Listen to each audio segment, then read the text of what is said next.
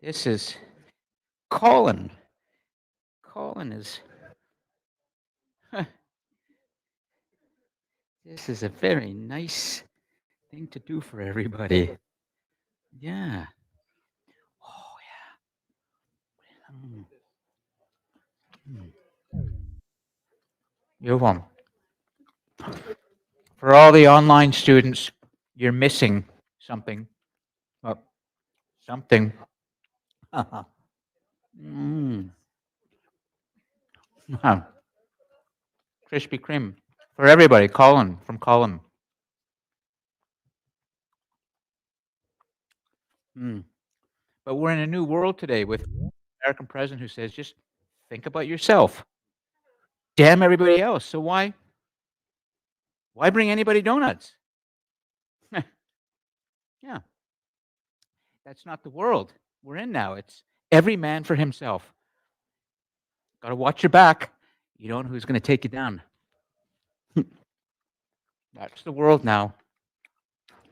So you're a rebel, thinking about other people. Anyway. Oh, man, we got lots to talk about today. Let's see.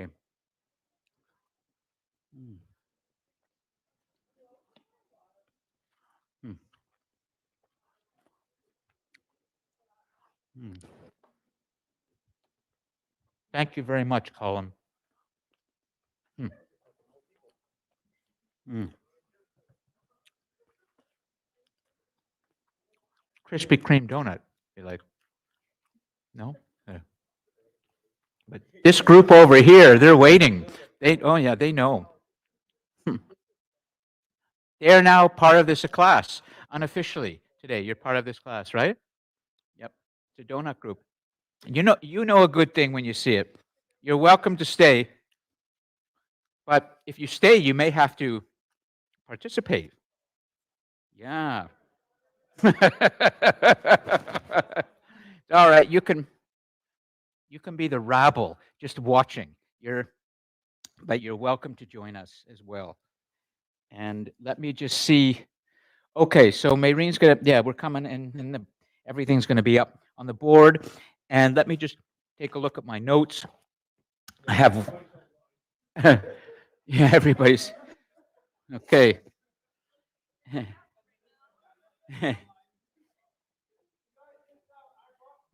Yes, for all of you online right now, welcome. Guess what you're missing today? Colin has brought these wonderful Krispy Kreme donuts. Gigi, Ashley, Piyush, Chanel, and Manjeet, and everyone else, you're missing out on something real. Donuts. Delicious. I've already had mine and probably will have more. Excellent. So, and make sure you can bring the GC one. Okay, good. Okay. So, we're starting officially now. Welcome everyone to a day unlike no other, which is Wednesday, November the 6th for Humanity's Destiny. And it is the day after a very important event that just took place. I told you last week, after we began to look into this and try to understand what is the force of freedom and democracy and where might it be going on planet Earth in human civilization. And you then wrote in the activity we did around the screens that it probably will be Donald Trump who wins this election. And then I stood with a student. Is she here? No, it was a Gigi. It was Ida. And you as well? Yes? Were you with it? Because I remember, and I joined Ida and put my arm around. I said, I'm going to support you who is thinking that Kamala Harris will win. And I thought that the United States, the great superpower in the world, so to speak, democratically, culturally, militarily, would have the courage at last to choose a woman. But alas, they didn't. Twice in 8 years, the nation that represents liberty and human rights and equality for the rest of humanity, apparently, had their opportunity to be progressive. And they chose a strong man. Anyways, we have to really understand what happened because I may be wrong in what I say today, but what I'd like to do in today's class is not yet talk about space exploration, which is what I was planning to do. I thought Kamala Harris would win and would be fairly straightforward and we would talk and wrap it up, but no, it actually is more complicated now in terms of the future of humanity. What the 345 million voters in the United States have done is shake things up in ways that many people were not ready. And so we are now saying that the future has never been more unpredictable, never been more strange. And we have so much to unpack. But what I would like to do before we start to then kind of split apart these Siamese twins now, Elon Musk and Donald Trump. They're joined at the hip. Elon Musk was at Mar-a-Lago in Florida celebrating with Donald Trump last night. Elon Musk was told by Donald Trump that if he's elected, he will be in charge of cutting the American government budget by something like $2 trillion. Elon Musk has made it clear that he wants to come in and he wants to just whack away at the American government the way he has done with Twitter and X and all of his businesses. And that's largely why he supported Donald Trump, because Elon Musk is going to make even more money now. So the two of them are joined at the hip. But I'm going to separate Elon Musk from this for a moment, because when we get into space exploration, once again, Elon Musk, Elon Musk, Elon Musk, he's going to be everywhere now. So we'll put that aside. And we'll get to that maybe a little later, and then we're going to start. And I want to tell you about a book called The City on Mars and where space exploration may be going. But first, I want to give you a chance, all of you, to process what happened yesterday. I can't underestimate the historic moment that we're all living through. So let me just be clear. Good, Gigi, do we get a prize if our guess was correct? Well, it seems like, well, yeah, you all get donuts because you were all correct and only I was wrong. And also Ida was wrong, Gigi. So everybody gets a donut because everybody was correct. They said Donald Trump was going to win. So is that a good enough prize for now, Gigi? Hey, donuts. Anyways, okay. Should I answer you? Oh, great! You can jump on the mic. Yes, go ahead. So you're gonna actually join us in real time. That's excellent. Okay. Is go that ahead. okay if I do that? Um, If I join in real time absolutely. I'm and talk? always encouraging students to shout out instead of going to the keyboard. Okay. So go ahead. What would you like to say? Oh, I don't have anything to say at this time. Okay. So here's what I'd like to do. In a moment, after I speak for just a little bit, I'd like each of you, one at a time, we're going to go around, to come and sit here, okay, one at a time, and maybe we'll start counterclockwise, or maybe we'll start with Colin, we'll see. But you're going to come, you're going to sit at planet Earth, and I'll sit over there, and you're going to tell us what you think about the results of the election yesterday. And then you're going to have to give a question, and we're going to create a whole list of questions. because we need to understand, what does this mean for our future? Now, you may wonder, well, why are we spending this amount of time on this particular election in a class about humanity's destiny? What's that, Jazeel? Nicely put. What will the new world order look like? But more than that is that we also have to look backwards.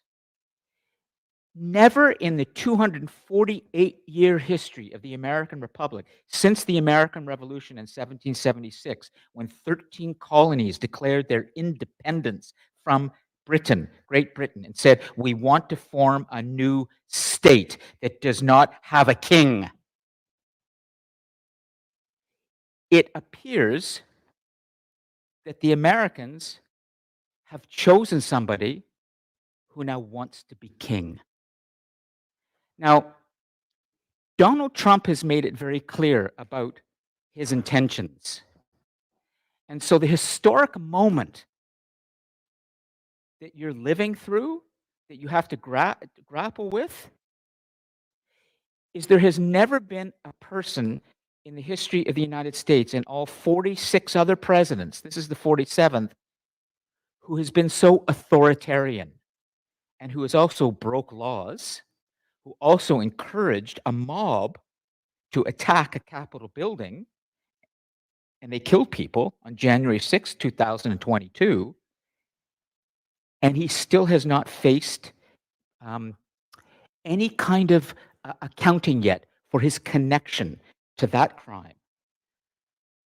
I'm going to show you something today that should disturb you, some evidence about something, so that you understand another position here. And then I'm going to see what kinds of questions you have. It appears that the Americans have elected a fascist. Now, what does that mean? Benito Mussolini, who was the fascist of Italy before Adolf Hitler came to power in Germany, said, people get tired of freedom. They want the man to come back and make it all right. So it appears that the Americans are stepping backwards in time. They don't want a woman. They want somebody who says he can fix everything, but he's a criminal. He's already been convicted in court of crimes. And those are small crimes. The biggest crime is that his closest advisor, you're about to see in a moment, finally said on audio tape, and it was presented at a congressional investigation, that the story of Donald Trump having the election stolen from him in 2020 was made up. And the idea of this election being stolen, stop the steal, galvanized his supporters around him, and he was able to ride that wave back to power. Donald Trump, the victim of a big government who stole an election from him. Well, guess what? But 2 years ago, there was an investigation, a congressional investigation in the US.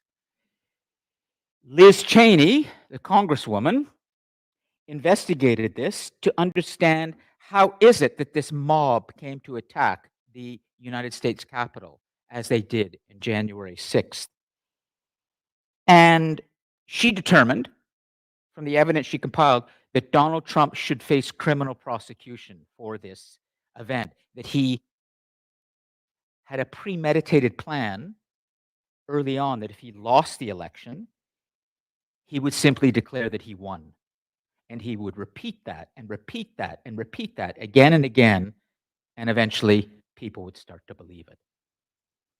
Well, you may wonder, where's the evidence? Well, we have quite a bit, but here maybe is the most compelling.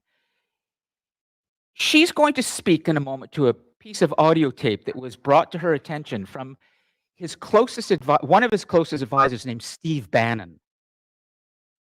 And Steve Bannon is about to say on this audio tape that before the last election in 2020, if Donald Trump lost, they would create a story that he won, and that they would repeat that and make sure that everyone believed that. In other words, they created this fiction. Now, this needs to be understood because what just happened in the United States is not something I can really joke about. I'd like to make light of it, but it actually has some very serious repercussions for the future of democracy, the future of freedom, and the way that we look at our leaders.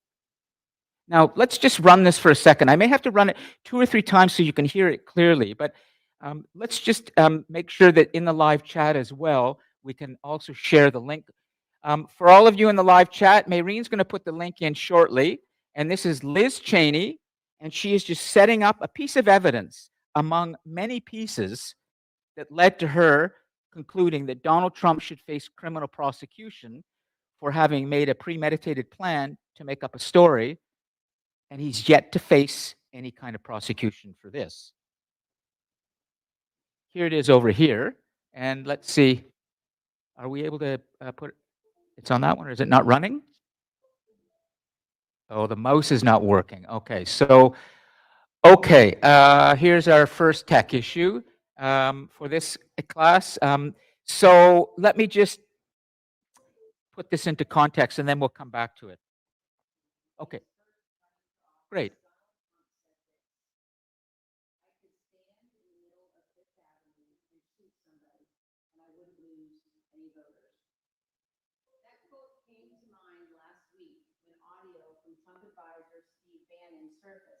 October 31st, 2020, just a few days before the presidential election. Let's listen. And what Trump's going to do is declare victory, right? He's going to declare victory. That doesn't mean he's a winner. He's just going to say he's a winner. The Democrats, more of our people vote early to count. Theirs voted May. And so they're going to have a natural disadvantage, and Trump's going to take advantage of that. That's our strategy. He's going to turn himself winner. So when you wake up Wednesday morning, he's going to be fired.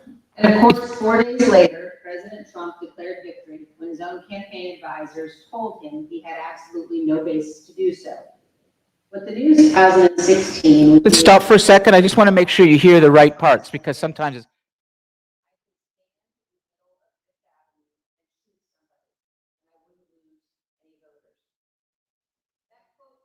Okay, let's stop for a sec. There's 2 parts to this. First, think about his recognition of the cult of personality that he's created.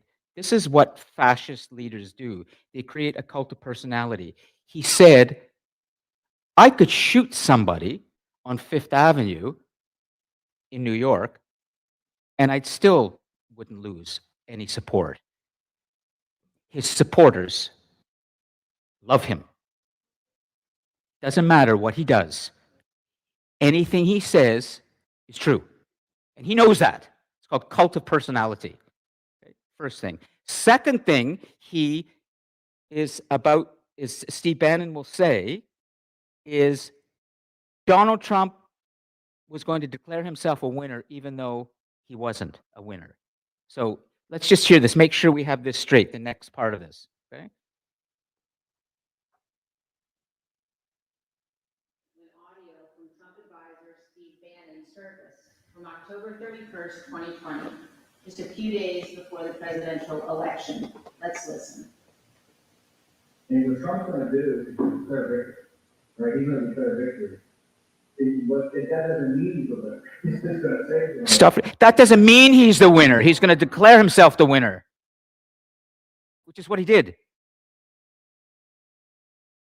And he created an entire advertising campaign around it called Stop the Steal. Stop the Steal. And this got pushed out by algorithmic feeds all over the world. And eventually, his supporters were so angry, they came to the Capitol building on January the 6th to demand that the election results be overturned by his own vice president, Mike Pence, and Mike Pence refused to do that. Donald Trump says, make sure that this is overturned. Mike Pence said no. And then Donald Trump said, well, we should hang this guy, his own vice president. There's a reason why Mike Pence is not his running mate in this campaign now, because Mike Pence stood up to Donald Trump and did not follow through with that. But then the mob went into the Capitol building and tried to stop the entire election from being certified. And Donald Trump encouraged them. He went on and said, they're doing a good thing, they're protesting. It took them 4 hours that day, 4 hours to come out and say, stop doing that. So this person has just been chosen to be the next president of the great so-called democratic superpower in the world. Why would this person be chosen? Are we wrong about him? Should we give him a chance again? Maybe. And why does what happens in the US matter here in Canada or matter anywhere else in the world? Why are we talking so much about democracy and freedom now and humanity's destiny around the figure of Donald Trump, the 47th president of the United States? Great. Okay, so do you think there are professors on the far left trying to convince students to support the left as well? If so, do you think that is democratic? Well, I hope, Gigi, that what I'm seeing is not, if I'm understanding this correctly, is that I'm not a professor on the far left who's trying to change your minds. What I am is a professor who's trying to bring you information that you may not have actually seen or understood, and you may not have known there was a congressional investigation into Donald Trump's actions, and you may not have known that there was this kind of evidence. However, Gigi, I don't know, but I like the fact that you're challenging this, but I want you to come onto your microphone so I can make sure that I'm understanding what you want us to think about in terms of humanity's destiny. So can you jump on your microphone? Yep. Great. Okay.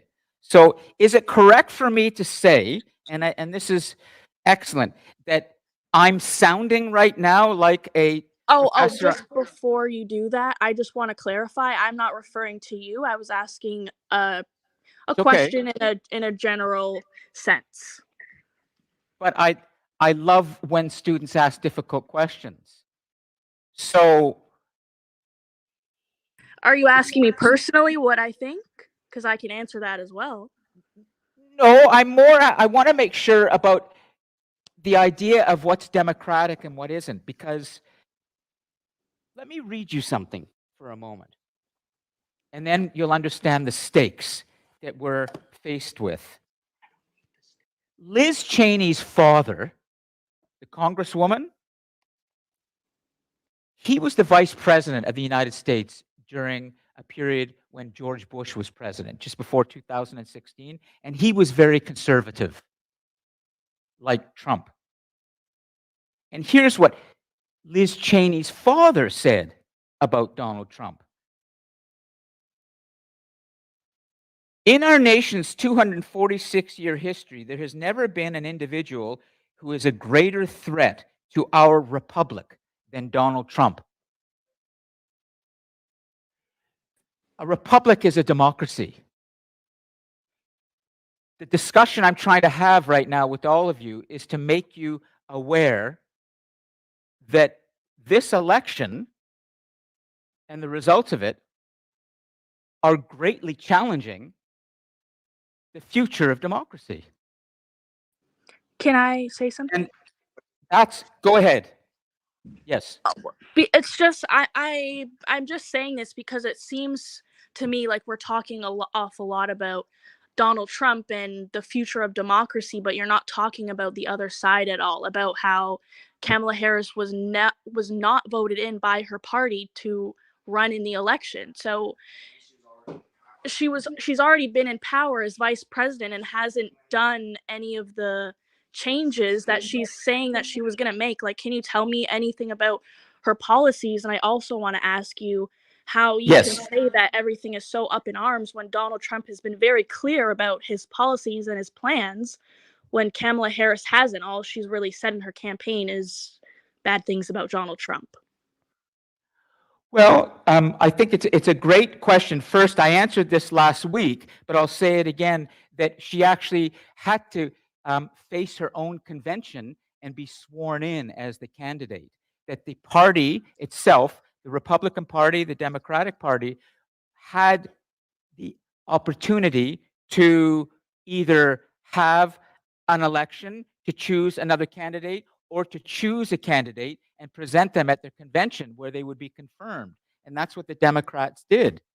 So you're right that she did not face the election process of her own party to become the candidate. She was, Isn't that um, democracy though? Her being voted in and being well, allowed? Like, I understand that she was appointed to be in charge by the former president, but it doesn't seem democratic that she didn't have a populist vote from her party.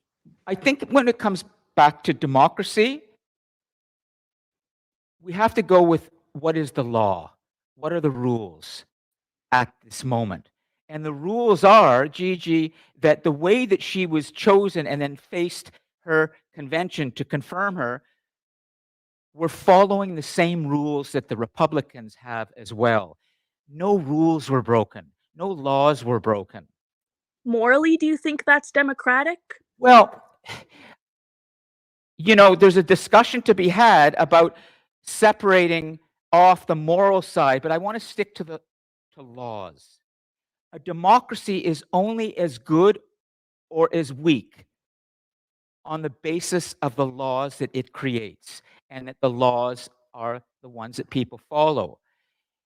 Law is all we have in a democracy, Gigi. And if the laws are broken by people who say that these laws should not apply to them, we have a problem. And in the case of Kamala Harris being selected, she did not break any laws. But Donald Trump has already been convicted by an independent jury of breaking laws. And there may be other laws as well around encouraging a mob to attack your own legislature.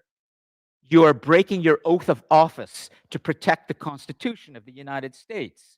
And he's beholden to do that. So we have to stick to what the law is, Gigi. And If what we're the going to law. stick to the law, then you're talking about Donald Trump's connection to that whole event there. Was he actually charged with that then, or convicted, or anything? I'm pretty sure earlier you said he wasn't, if No, I'm not mistaken.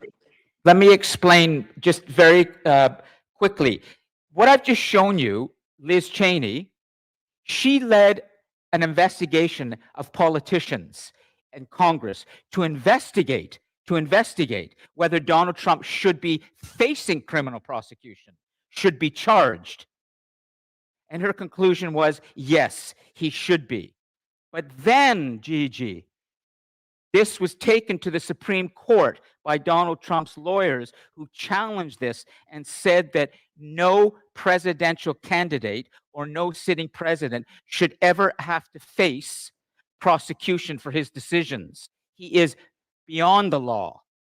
And in June of last year, the Supreme Court ruled in his favor and said that Donald Trump is immune from any kind of prosecution as long as he is a president, a sitting president, or a candidate. Right. So in the eyes of the law, then he's innocent. If we're going according to the law, right? Well, he is immune from prosecution. That's different from being guilty or innocent. It means the law does not apply to this person. This is how countries have largely been run through the history of human society, going back to the earliest human societies, whether you are in Mesopotamia, for example, land between two rivers, the early Sumerian civilization, Egyptian, you go to Rome, Greece, China, India, the Americas, Africa. It's always been a king, a god king, who is beyond the law. But this has been challenged over the centuries by people who wanted to make sure that the king was bound by law. Well, the American Supreme Court has determined that their president should be outside the law. This is concerning. I have another question though. Isn't it common for politicians to have that same position with the law? Hillary Clinton, there's other politicians as well. I don't want to be under the impression that it's a crazy thing for a politician to be immune from the law. Well, let me first say that the questions Gigi is asking are excellent. I want all of you to know, and that's why I would like to spend some more time addressing this before we continue. She is asking hard questions. She wants to understand how to look at this event. And it's very important that you understand what this means for us going forwards as a modern, connected global civilization that looks to the United States often for leadership in the world on freedom, equality, fairness, and human rights. So, if you want to understand a little bit more about where humanity is going, we need to understand something about power. We need to understand something about who rules, who makes the rules. What kind of government do you want to be living under? Let's be clear. The direct impact on Canada will be that in our next election, there will be a new prime minister, very likely. The polls show this very clearly. His name is Pierre Poilievre. And he's made it very clear that his sympathies lie with the kinds of politics practiced by Donald Trump and his supporters. So we're going to see the same thing play out in Canada.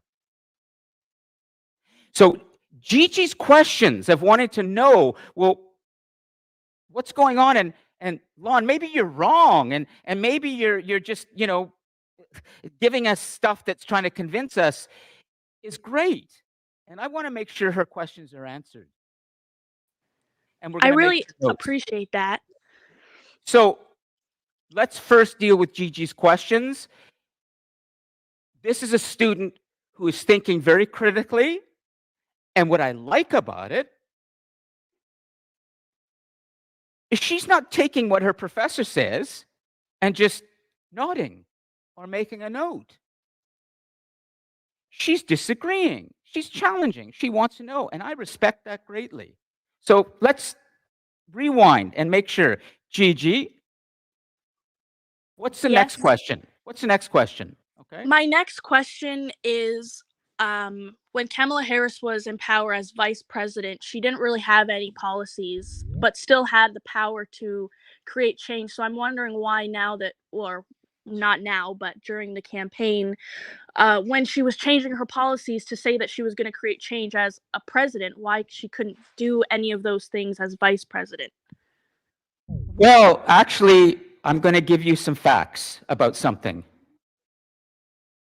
Kamala Harris did achieve something during her time as vice president, and this has been reported, but vice presidents in the United States tend to have much less power and much less influence than the president. But they still have power to create change and do things.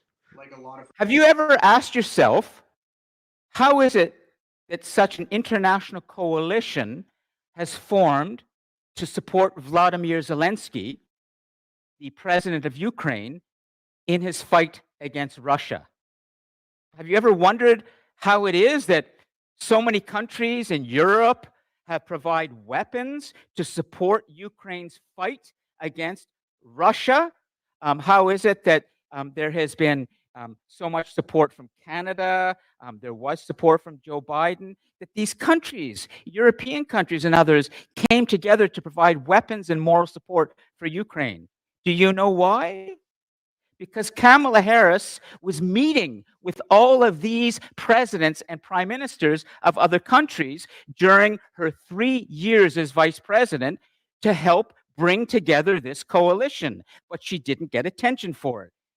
And there was a reason, because it was very important that that be done in a way that there was not too much attention given to it. But she actually had many, many meetings with European leaders and others to unite them in support of Ukraine. Did you know that?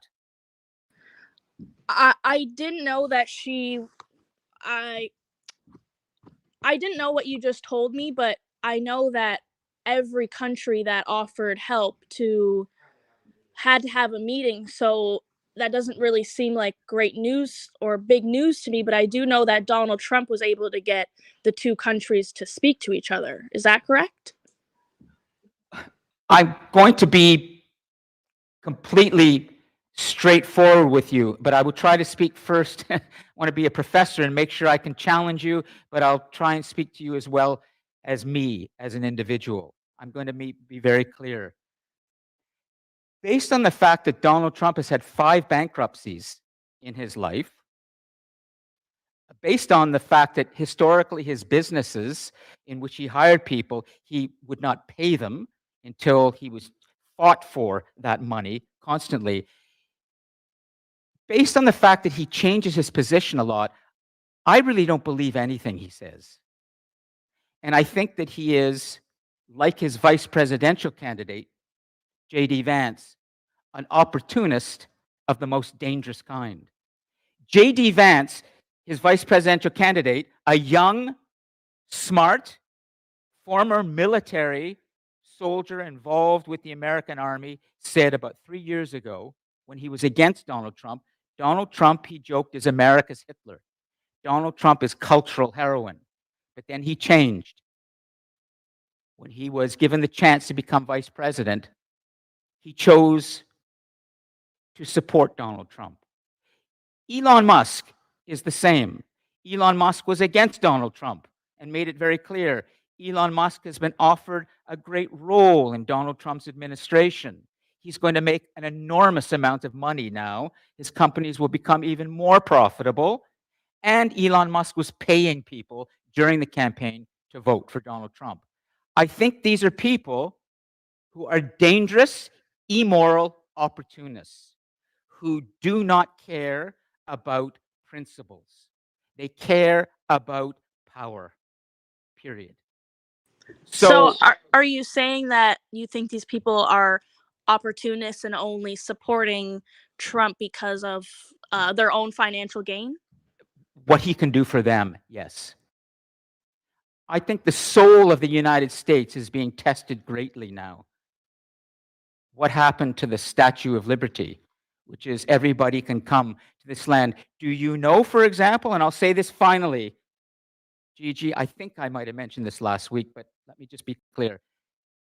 Elon Musk, Donald Trump's ardent supporter, has been against immigration. He said no more illegal immigrants. Immigrants must come into the country fairly. Nobody should lie. If an international student comes here on a student visa or whatever, they should be here to study. They shouldn't be here to do anything else. We have learned through some very good reporting that has been done recently, with an admission by Elon Musk's brother, Kimball, that Elon Musk came to the United States illegally. In fact, Elon Musk said he would go to Stanford University when he was admitted, but instead he used his international student papers not to go to university, but to stay in the United States and build his businesses. He's a smart guy, Gigi, Elon Musk. He's a brilliant engineer. but he lied about his status as an immigrant. Do you think Meanwhile, that makes him a bad person? it makes him a hypocrite. But same with It makes him a hypocrite. Yeah. say that. Wasn't Kamala Harris like for the wall now, and wasn't there so many immigration issues under her administration, and now she's for the wall, and when before, like, it just seems like she's switching sides and it's not making sense. Like, that seems very hypocritical of her. I'm going to ask you one question because I think this really applies to our future, the human future, civilization, society. Do you trust any of them, Gigi, when they speak? That's not, I don't think that has anything to do with my question, whether I believe anything they say or not. Well, it does, in the sense that how are we going to have governments in the future? How will we have democracies in the future if you don't trust the people you vote for? What are we going to do? I don't think my opinion on the U.S. presidents have anything to do with democracy or like in Canada. I'm really hoping that you'll be able to answer my question. Okay. If she was, or if she's hypocritical for the whole wall situation. Okay. I'm going to stop for a second, Gigi, because you don't see this happening, but I know, looking at the students who are here in person, I'm starting to lose some of them. They're drifting off. And Well, I know you can just quickly answer my question. It's just yes or no, and then you guys can wrap it up. Okay, well, hold on. I want to bring it back, but I don't want to make this all about answering your questions, but I do, because you're asking great questions, but I'm concerned about other students who are thinking, and I know because I hear from students later in emails and other, why did that one student be allowed to take the class all the way here, and we all wanted to stop the discussion and move on? So I want to just say that, and also repeat that what you're saying is excellent, and I want to address this. So can we just stop for a second, Gigi? I want to come back to the rest of the class and make sure that we move this along, but then hopefully I can come back to your questions, and we will continue this even into the following weeks. What just happened in the United States is a tectonic shift in power in the world. And so we will be addressing this through the rest of the semester because it's all about the future of democracy. Is that okay, Gigi? It's the best I can do at this point. Yeah, that's fine. Whenever you have some time. I don't want to answer yes, no, yes, no. Those are not very good answers. Okay, so let's stop for a second. That was the time that I probably would have given to a little bit of a lecture to talk more about democracy, and also to tell you about a great book, Democracy in America, that was written in the 1800s, a classic by Alexis de Tocqueville, who traveled to the United States at that point and wrote this and tried to warn us about the weaknesses of democracy and tried to tell us that democracy can fail. Now, I'm going to leave that for now, okay? And I see a hand from a student who's not even a student, and this is good. I love it when, so this student who's not a student, would it be possible for you to become a student for a second and come over here and we'll give you a microphone? Because this means we have a brain at work, okay? And you can join, and here's how we'll start. This is a real classroom. Could you sit here, please? Yeah, go ahead. Take the microphone. Just give your name, okay? And just quick karaoke, so you talk straight into it. Tell us, and could you, you're all going to be doing this in a moment. We're going to start over here, and we're going to go around. Each of you is going to come up, and we're going to get a question out of each of you about how to put this down. So let's start with this brave student who came for the donuts, but stayed for the class. Okay. And what's your name? My name's Hamza. Hamza. Welcome, Hamza. Yeah. Okay. You put your hand up. So why'd you put your hand up? So I find it kind of interesting when you were talking about like that part with why would we vote for? Why would we just vote for someone we don't really want in Yeah. power, right? Yeah. I believe people who were voting for Trump, obviously, like they probably voted for Trump because they didn't like Kamala. Yeah. And people who voted for Kamala just didn't like Trump. And I think that's how it really was. Yeah. And I find that to be really interesting because with this two-party system, just going towards, oh, we should go for Trump because I don't like Kamala, she's a woman or whatever. So, or like the same for the other Binary. way. It's like Yeah. either, it's like you've only got these two choices. Two choices, right? Yeah. So it kind of discourages a lot of Americans, I think, especially with Trump coming back as well from the past elections and stuff like that. So I think it's pretty insane because Kamala is also just basically just a copy of Joe Biden, kind of, and when it comes to like what they believe in and stuff like that. And same with, Sure. yeah, for the past like. Okay, so we're going to start with the process. Hamza, this is excellent, okay, and your ability to articulate some thoughts, but now we want to bring this home, which is, what's the big question that we need to put on the board? Because Mayreen's going to write a series of questions, and we're trying to make a list of critical questions we need to ask, and it'll appear up there, okay, so you'll see up there, and all of this is being recorded on YouTube, and then there's a recording available later, okay? So you can watch this, but we're going to learn together.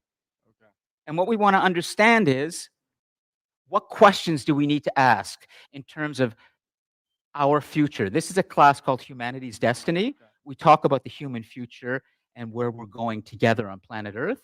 So what do you think the question should be that we would write there on the notes? Do you believe like the system, like the voting system of like with America, like do you think like this election was very I'm having a hard time. Go on. No, you're talking about a system, a systemic. Yeah, a system. I'll help you. Is it possible that the election of Donald Trump for the second time is a sign of a systemic problem in the United States electoral system? Is that fair? Is that fair? That's a fair question. Okay, let's see. Okay, is it possible that the election of Donald Trump for the second time is a sign of a systemic problem with the American electoral system? And what I love is you're putting your finger on, maybe there's a systemic issue here that we humans need to address in order for our democracies to work better in the future. Let's leave it for that, okay? For now, we want to get a question. Can you do me a favor and give the microphone to Jazeel, and you can stay with us, or you can go back and wait for the next box of donuts before they disappear over here. But by the way, you can have another donut if you like. Hamza, you're welcome to it before they all get going. Way to go. Okay, and we'll see how many are left, but maybe we'll have some more donuts for them. But Colin, you're going to have to choose that, okay? So that's great. Yeah, actually nobody's sitting here. Gigi, before I forget, what is your question that we should put on the board for our list of questions that I'm we just believe? gonna. Go ahead. Oh, Is it the sorry, first one you put in the live chat? Is it the one you put in the live chat, or do you want to revise No, that? no. I was just gonna let you know. I was just gonna take a minute and I'll write them in the chat. Okay, put in the live chat, and then we'll get it into the notes, okay? Thanks. Thanks. Okay, Jazeel, do you want to come here and sit with, and just, again, like Hamza did, he gave us his thoughts, and then we helped him form a question. So what are we supposed to think about what just happened?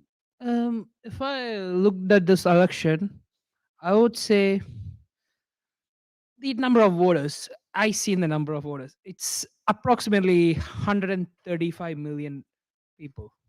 Voted for Trump? No, total voters in US. Total Total vote voters? Yeah. No, the 345 million Yeah, Americans. 135 is the number of people that actually voted. That sounds a little low, but okay. No, Because there that's were the 75 statistics I actually got in Okay. my phone. Many of whom then, because 75 million voted before yesterday. They voted by mail or they voted early. But okay, we'll take it for now, 150 million. Yeah, Okay, actually, it's 150 less than million. half. Let's say, we'll round it up. 150 million Americans voted. Okay? That tells us that I would say less than half of the population doesn't vote. That's actually pretty common in almost every country, but this is one thing that is plaguing every democratic system. Half or less than half, more than half of the people don't vote. This is a very good point, but let's do a little bit of fact check for a moment, okay? We're going to have to, as we move forward. Do we know the percentage of Americans who did not vote in the election? Do we know that yet? 140 million voted Yeah. of a population of 345 million? No, this So- is out of the total population. It has been said, So- it has been said, as we look at the future of freedom and democracy in the world, if people are not participating in elections, then we have a big problem because people are not actually choosing equally everybody for their leader. But I don't know if that's the case. It seems to be that the voter turnout in yesterday's election was around 50%. I think it's higher. But your point is taken that we have to look at who's voting and who isn't. And this is one of the great dangers of democracies. In some elections, municipally, here in Oshawa, in Toronto, federal elections, municipal, the voter turnout is 30%, 35%.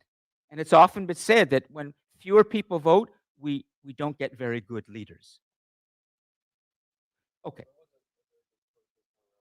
But we don't know. What would your question be for us in terms of going forwards for this historic election? What do we ask now?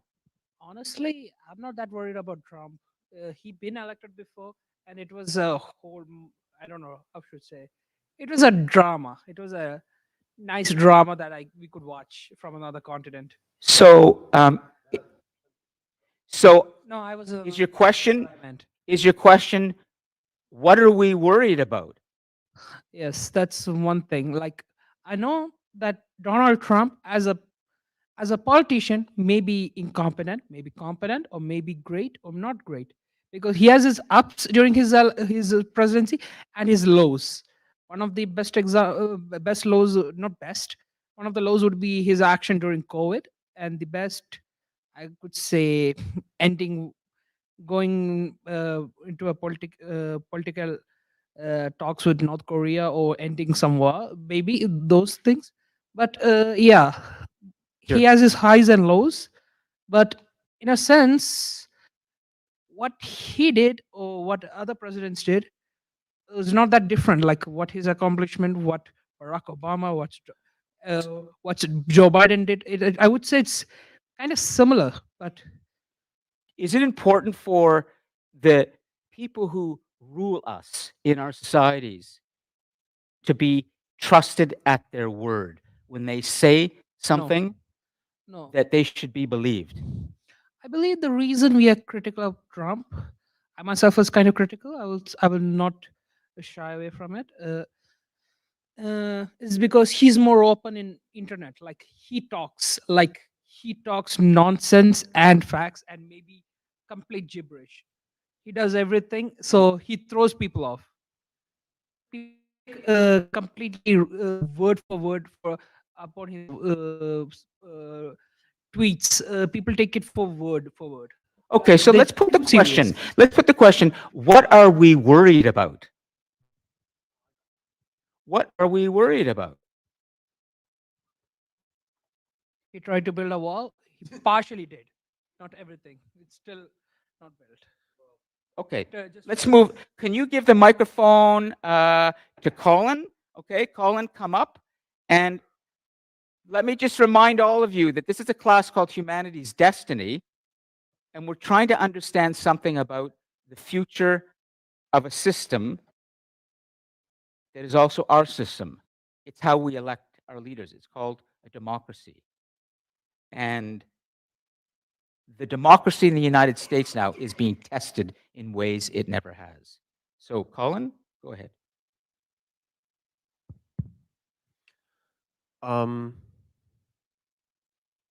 So what, you just want me to provide a question? Just what do you think about what happened last night in terms of the results this morning, as we've gotten the results in, that this person has staged a remarkable comeback?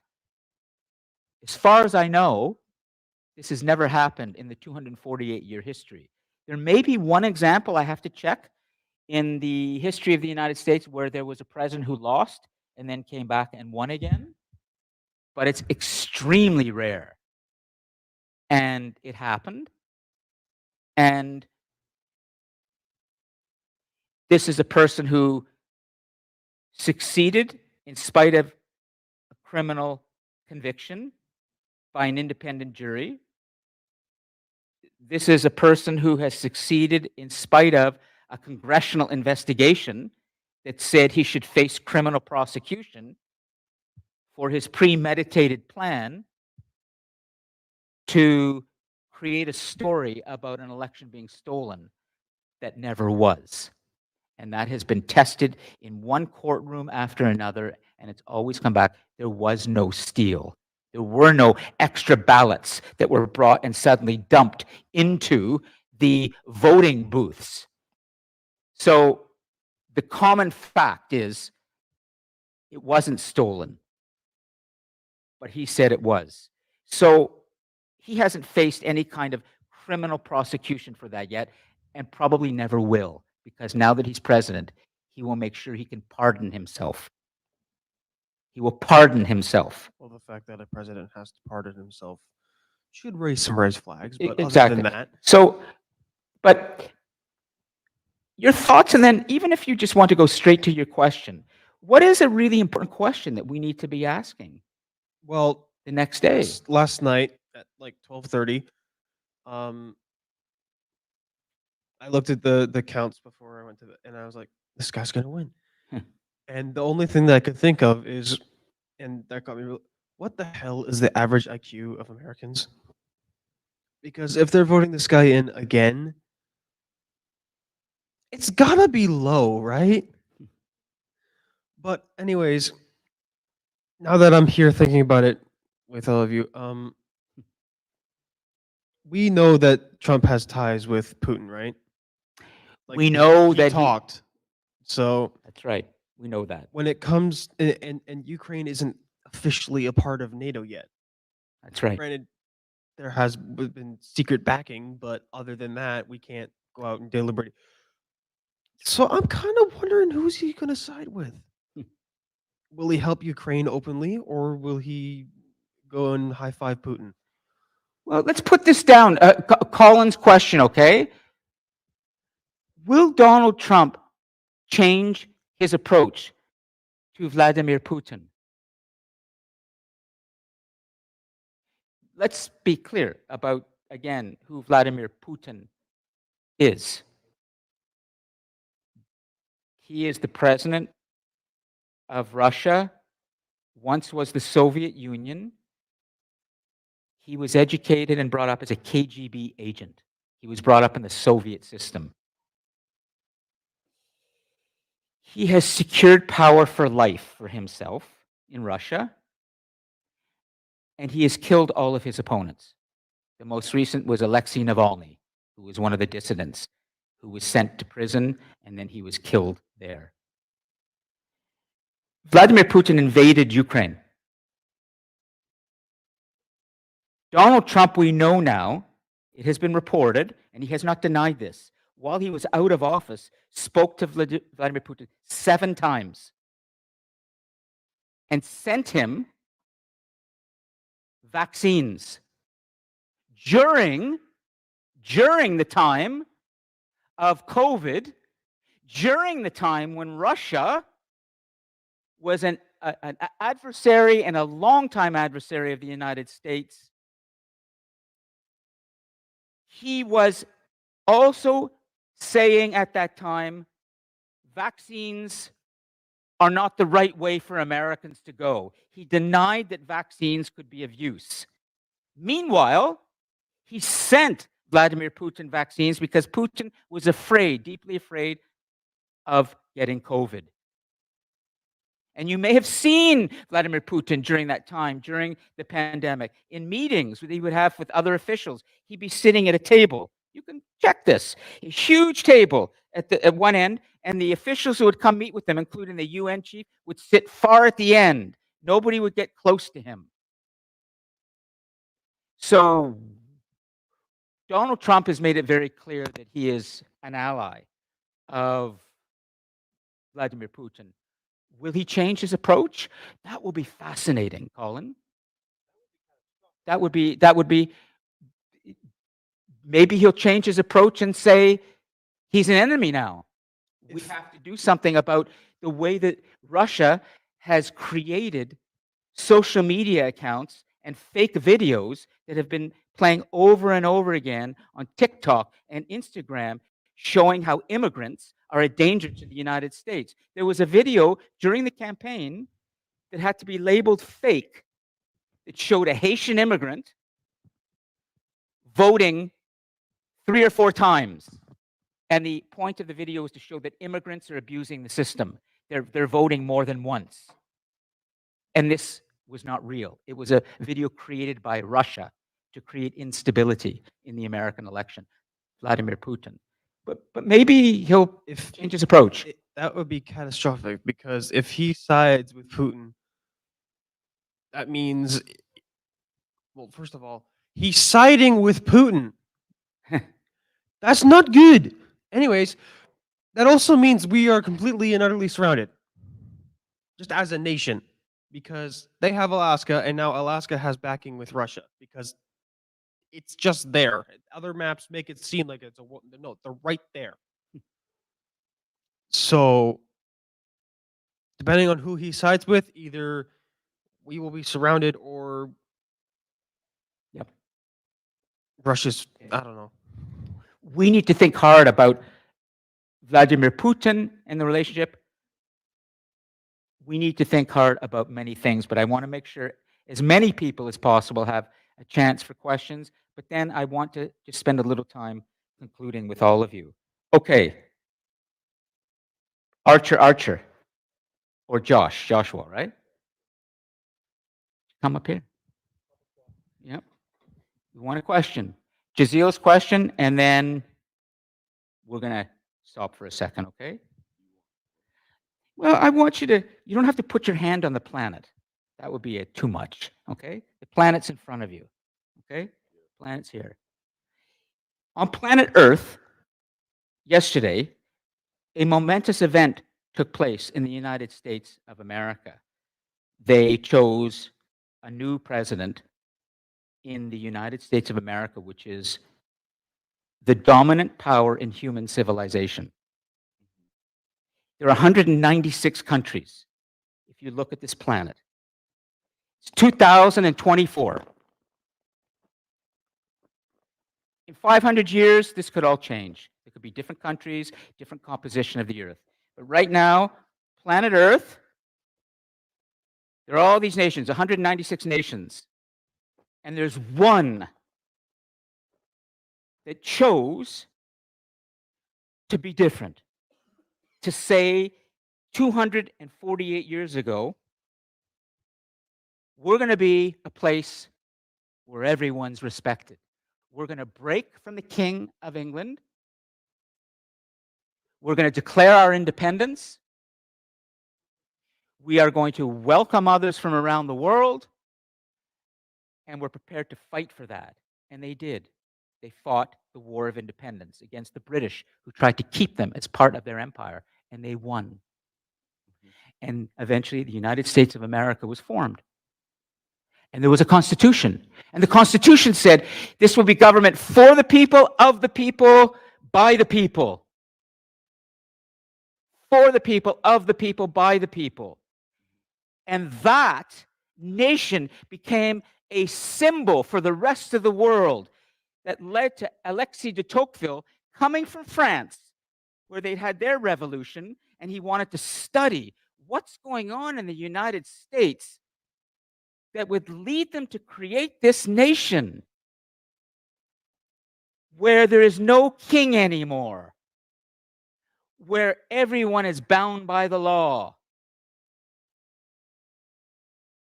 But now, here we are, 2024, and something's changed. A person has been elected, and this person is outside the law now. His Supreme Court has said he can do anything that he likes while he's in power now, and he will never face any kind of prosecution at all for his decisions, ever. And the reason the Supreme Court said this is because they think their leader in the United States should always be bold. And if he's constrained by law, he might become weak, and he won't be able to maneuver and make the bold decisions at times of war. And so here it is, the United States, 248 years later, and it seems to be returning to that old system where there's a king who's outside the law. And the king is a man, always a man. No women are part of this. So what do we make of this? Honestly, Yeah. like World War III seeming more probable. I ain't gonna cap. I ain't gonna cap. It is. That's what I'm saying. Like, I'm genuinely. Are you worried that there's going to be more conflict in the world, that Oh, this there's may lead to? there's 100%. This has come up. So let's put this in there. Josh's, how should we identify you? Archer or Josh? Archer's fine. Archer's question. Will this lead to more conflict in the world, i.e., the Third World War? And who might that war be fought between? China and the US? During his first time as president, there was a lot of bad blood and a trade war between the two, and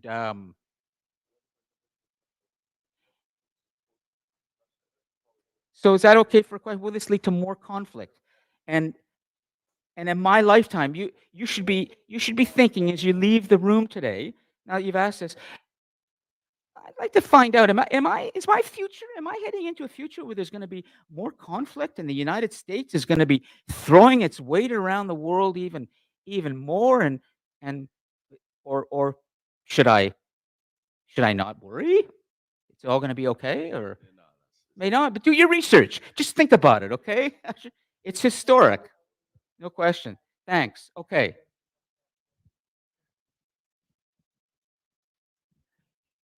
I'd like to stop for a second and give us time to process, for the moment, something that has taken place. And I want to talk about your third assignment that's coming. Okay? So let me just make sure Gigi's question is there. And she's really thinking. We'll have to make sure we save this live chat. Absolutely. So Gigi, which question should we choose? We can only put one question in. You can choose whatever question you would like to answer. Okay, let's take a look at this. Guys, Gigi has given us a rich compost heap of stuff to work with, and it's alive with a lot of thinking. Let's read out loud what she said. Remember, right from the beginning of this class, this student was really thinking about this and was prepared to ask difficult questions and was not afraid to ask me a difficult question. That takes guts.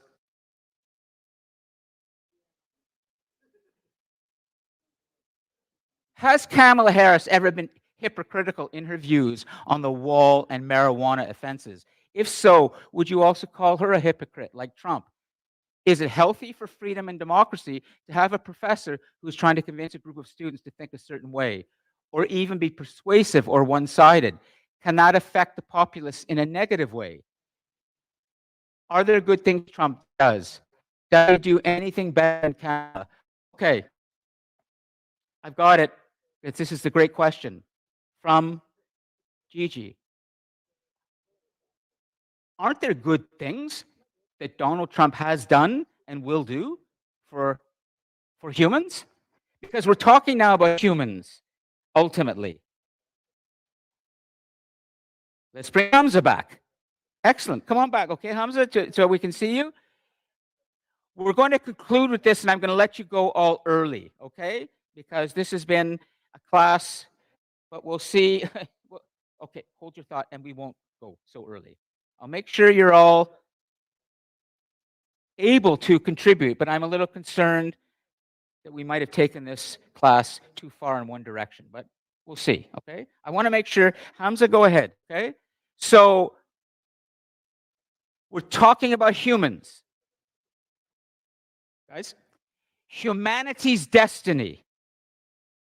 Let's come back to where we always are in this class.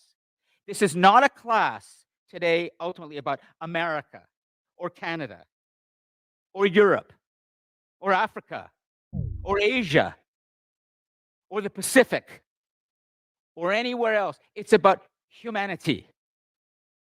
We established at the beginning of this course that this is about humanity's destiny because we live in a world today that is completely linked. Humanity is connected now in ways it never has. We are all moving forwards together as a global civilization. What happens in the United States is very important for the rest of the world in terms of understanding where the world may be going. So that's why I just want to bring this back. We're talking about humanity's future, the future of civilization, and its greatest accomplishment in human society: human rights. Keeping our leaders in check, having institutions, journalists, judiciaries, and others to make sure our leaders are always accountable in the end to somebody.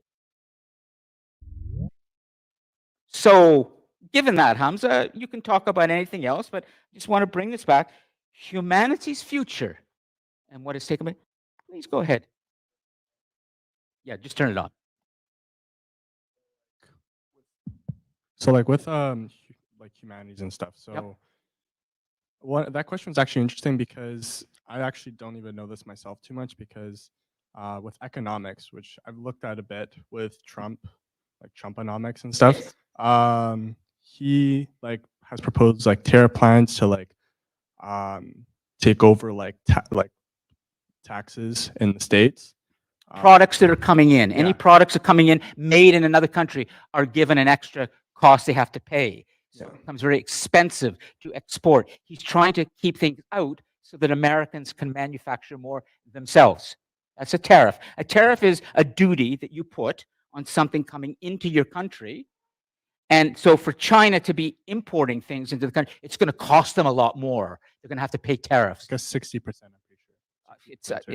That's what he wants to do. Is it 60%? So I'm not sure what the tariff number is, on okay? China and the rest 10%. So for example, for Canadians, we're going to be having a lot more issues with the States because they're going to have a 10% tariff on us, which is going to be a lot higher than what it is now. I kind of don't know for what. There will be, and we have a very long-standing relationship economically with the U.S. So and that's going to also be impacted by this. You're definitely right when it comes to like America really having a huge impact like on the entire world.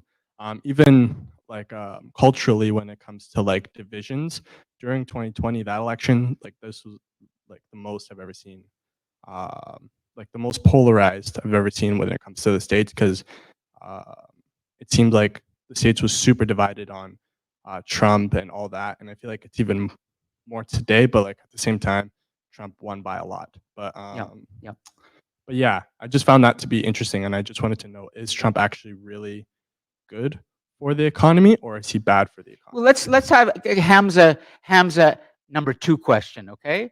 And we're just gonna leave these questions, and then we're gonna return to them another time, okay? You may want to deal with them in your third assignment. Is Trump really good for the economy?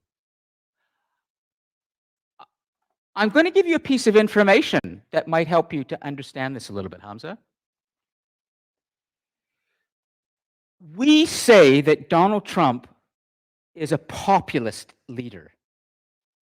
He's a leader who has emerged like others, Viktor Orban in Hungary. There had been Boris Johnson in Britain. There have been other strongmen leaders, they're called often. And there's a study done recently in London by a leading economic institute that studied countries, 51 countries, that had been led by these populist leaders. And the study showed that during their time, their economies became weaker, not stronger.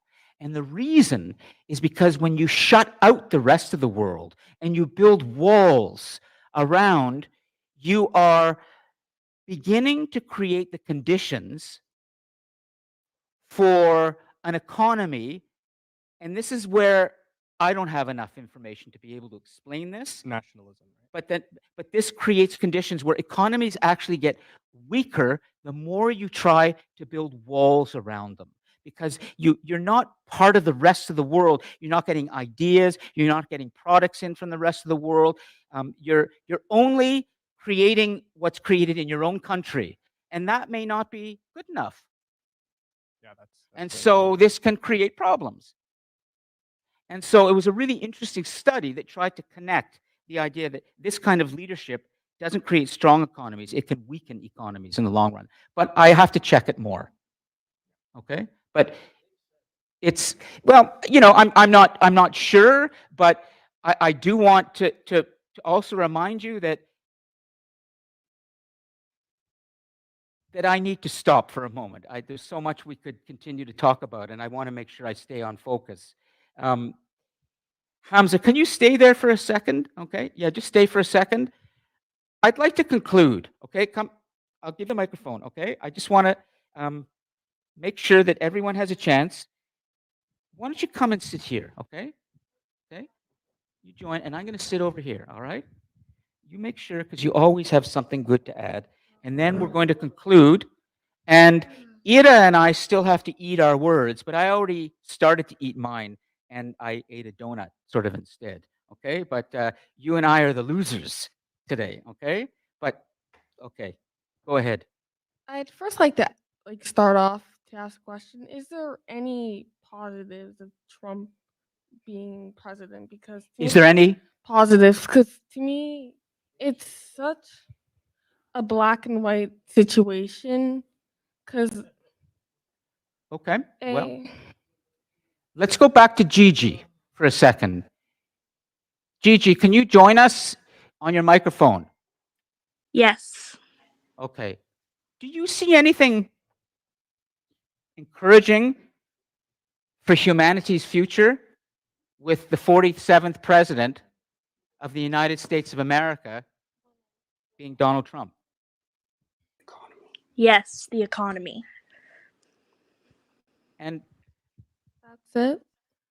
I know that's a big thing, but this is really interesting. Let's stay on this for a second, because it's going to lead us to a place that maybe you haven't thought about.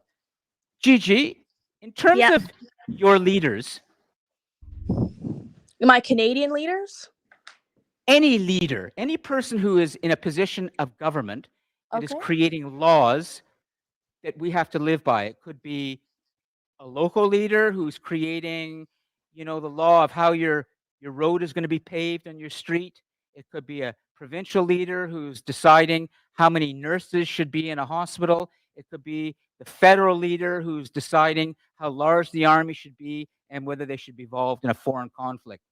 Anybody who is in a position of government who's making decisions that you have to live by, okay? That's who I'm referring to. Don't you think that these individuals should be thinking about more than the economy? Or is Yes, the I economy? do, but I was just giving you an example. You asked me if I thought there could be good things, and I'm saying the economy, yes, is one of the things. And is that something that you think is the most important quality? No, I was just No. saying that's one Yeah. of the things. I Okay. wasn't saying it's the only or greatest one. It was just one that I told you. What kind of person do you think is an example of a good leader in a human society anywhere today? Gigi, are you able to, like, it's not easy. I don't know if I can if I can if I can say that right now. Maybe Boris Johnson, I don't know that. Not anybody currently, I would say. And I remember you asked me a question earlier about if I believe what they say is true or if that's important. I think you have to take what these politicians say with a grain of salt. I mean, at the age I am, I've seen a few elections. I'm sure you've seen a couple more than I have, and you can kind Yes. of get an idea of how the elections go and how the campaigns go, and you should be able to, I think at this point, be able to read between the lines. And I don't think you should take what the politicians say at face value, just to answer that question.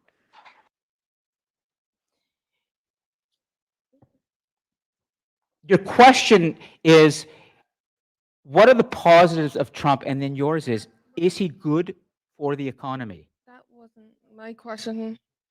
What was your question?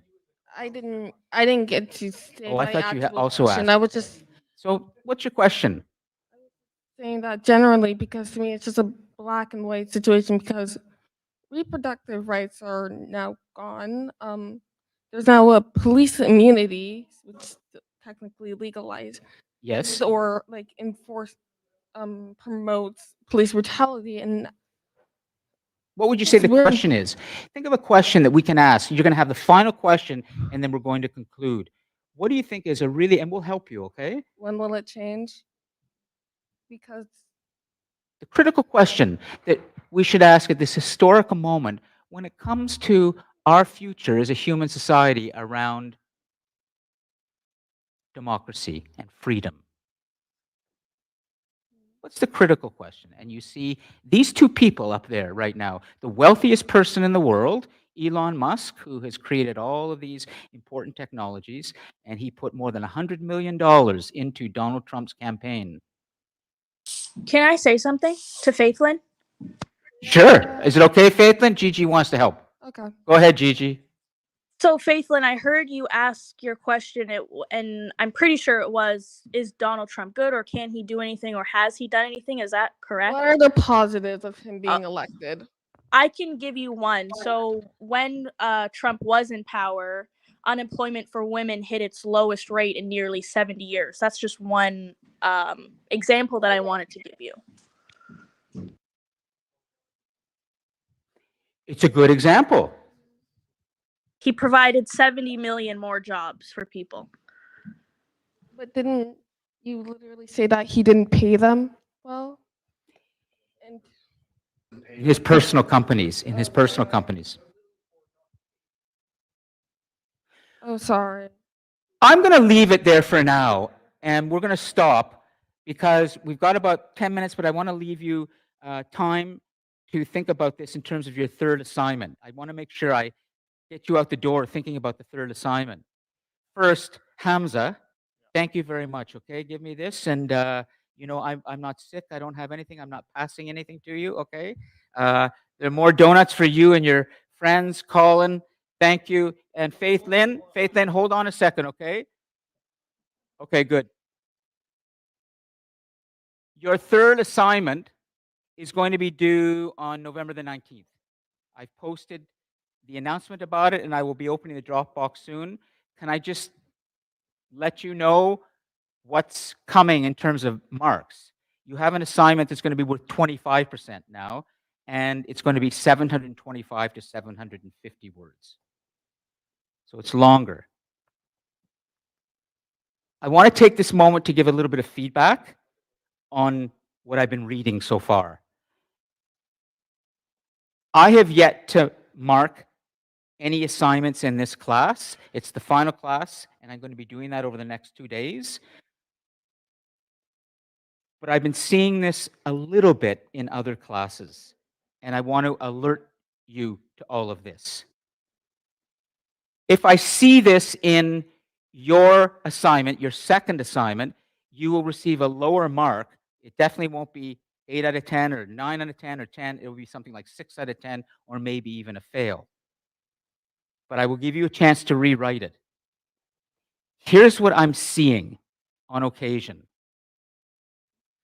A student hands in a perfectly organized, clearly written assignment with headings and sentences that are so correctly written, but the content is not that connected to what we've covered in the class. Sometimes the content is, but it still has that same format, the same topical headings, almost the same language, and it's leading me to believe that some of you are using and maybe abusing AI. Just be aware of that I may notice this when I'm marking your second assignments. I will talk to you individually about that if it's the case. The third assignment is going to be due in 2 weeks. You will choose a class. Of all the classes that we've done this semester, you choose one class and you explain in detail why that class has remained with you. What was it in that class that stuck with you? It's the same idea you've been doing so far in other assignments, where you would pick an idea and what remains with you, or you would talk about the choice. This time, you will think about the classes we've held this semester, and you will explain in detail for 725 to 750 words why that has remained you, with one independent source that will be put at the end in MLA or APA format. Okay, you'll see that in there. Be ready. Your final assignment is coming at the end of the semester, and there's going to be 3 independent sources I'm going to be looking for, and it will be double that length at 1,500 words. So things are getting a little longer and a little more research intensive. Okay, be prepared. Jazeel? One whole class. Which class? Whatever that class was about. And you say, it's remained with me. Here's what it's about and why, and here's why it's significant. And it might even be today's class. It might even be the election of Donald Trump. Yes.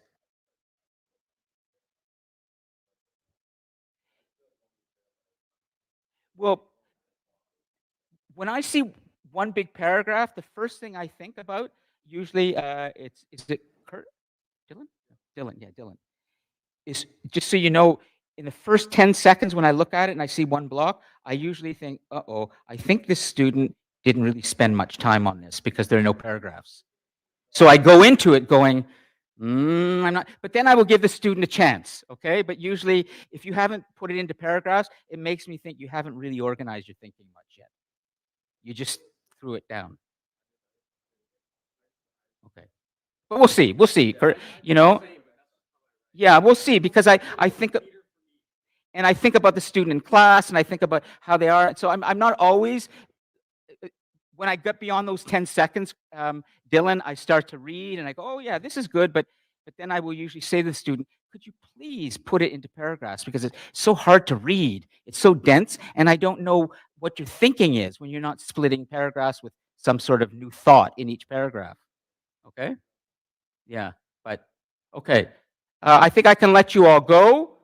We are definitely getting into space next week, and we're going to start with the big classes on space exploration. Neuroscience is coming, and have a good week, okay? Thank you, Gigi, for your excellent contributions. I want to save the live chat. We don't miss that.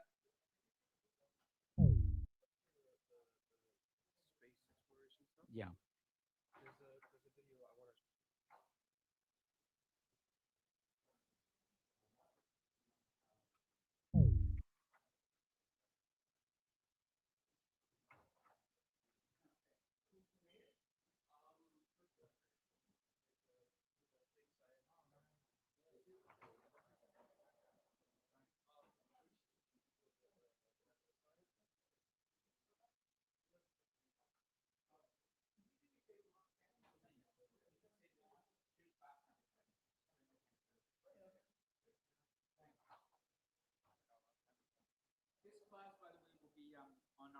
Are you okay? So, thank you. Yeah, we're trying to create a new kind of education. I'm in the faculty of legal studies, and I teach everything on the global classroom. I teach the story of humanity, the past, present, and future. Story of the world, global leader, humanity's destiny. Today's if they offered a Gen Ed elective, that's where you can take these classes. Oh, we got to. Yeah. But you're always welcome to just drop in. I encourage that because I want students to be interacting with each other. I find that to be good because it's good for civics. Because, like, for example, like in Canada, like as you said, like the police defenders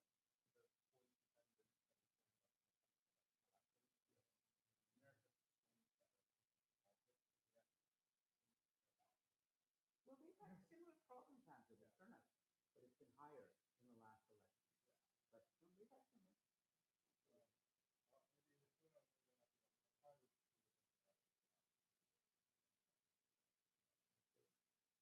You guys get enough donuts? Yeah? Okay, well, maybe we'll see you again, okay? Thank you, Professor. Okay, take care.